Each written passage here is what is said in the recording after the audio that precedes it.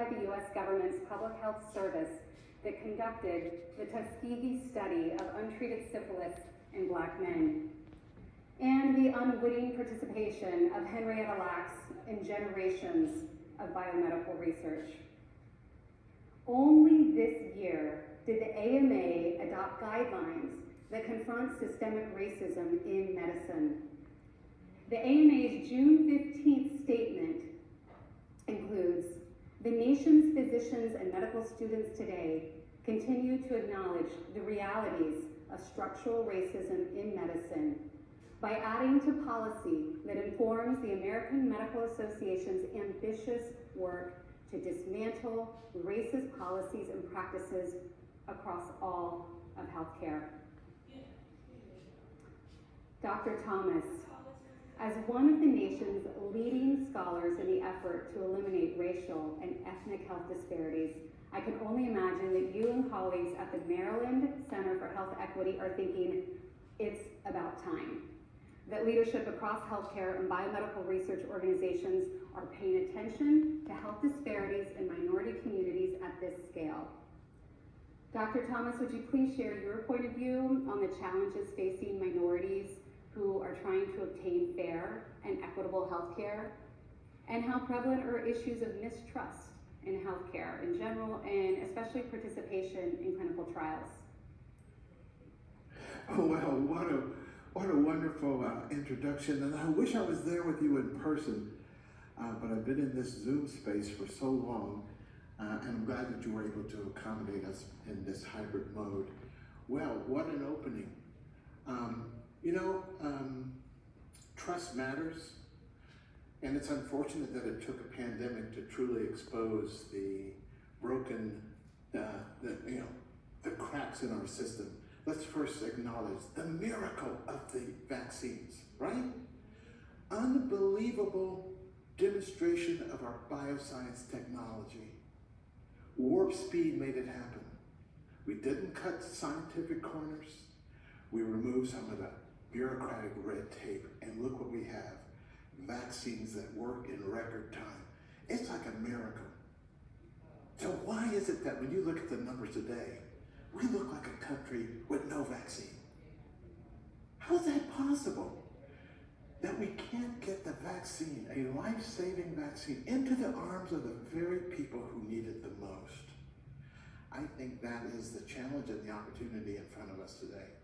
So the real context to understand Tuskegee, since it comes up time and time again as the reason why people of color, Black people in particular, are hesitant, is to realize this, that in those 40 years, the government did everything within its power, including mobilizing every single health department in the country, and draft offices.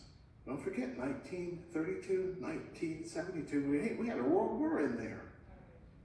They mobilized all those government offices to make sure those men were not treated. They gave them a list, do not treat them.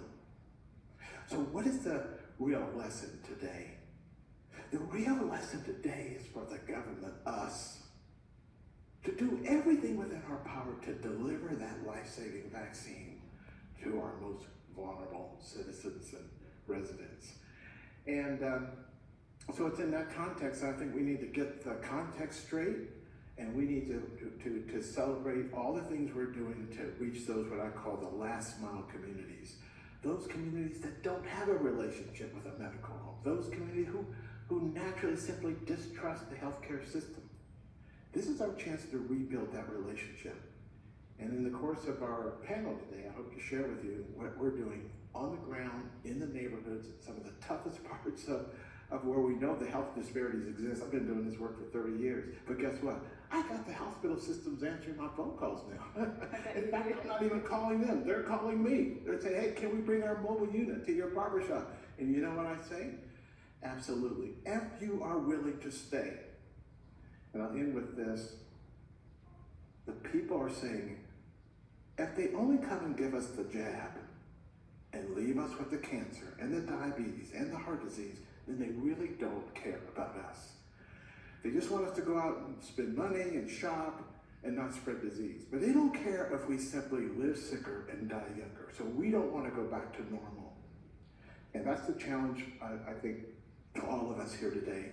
Now that we know, and now that we know some of the innovative things that work, let's not dismantle the infrastructure that's making it possible to reach the last mile communities.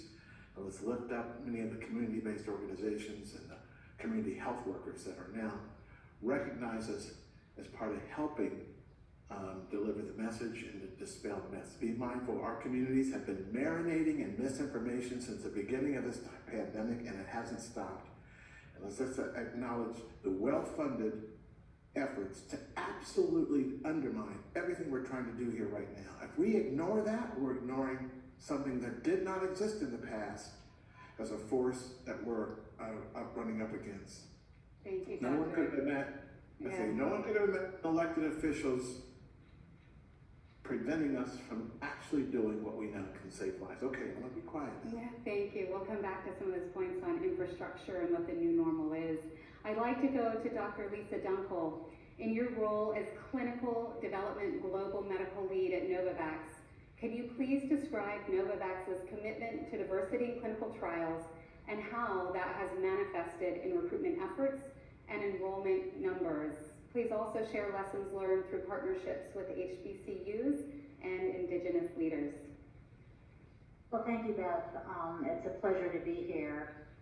When I joined Novavax last summer in 2020, it was to help shepherd through the clinical trial that was funded by the U.S. government.